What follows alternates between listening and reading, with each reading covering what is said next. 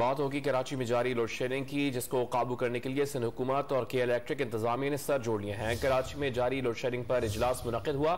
وزیر توانائی امتیاز شیخ نے کہا کہ شدید گرمی میں طویل غیر اعلانیہ لوڈ شیڈنگ پر کے الیکٹرک ذمہ داری قبول کرے۔ شدید لوڈ شیڈنگ کے سبب امن و امان کے مسائل بھی پیدا ہو رہے ہیں۔ اس پر ہم بات کرتے ہیں ڈان نیوز کراچی کے بیورو چیف قاضی حسن سے۔ قاضی حسن بتائیے گا اب کیا غور و خوض کیا جا رہا ہے اس صورتحال کو کنٹرول کرنے کے لیے؟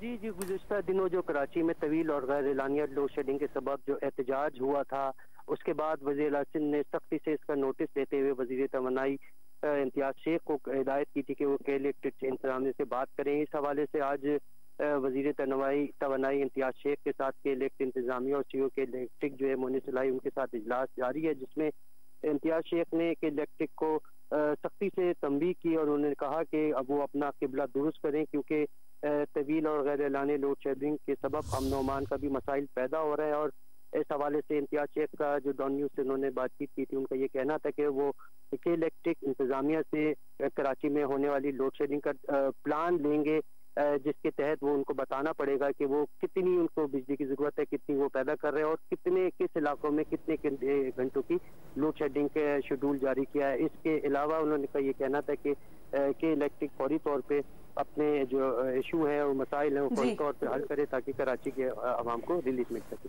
بہت شکریہ قاضی حسن، آپ ہمیں اپڈیٹ کر رہے تھے۔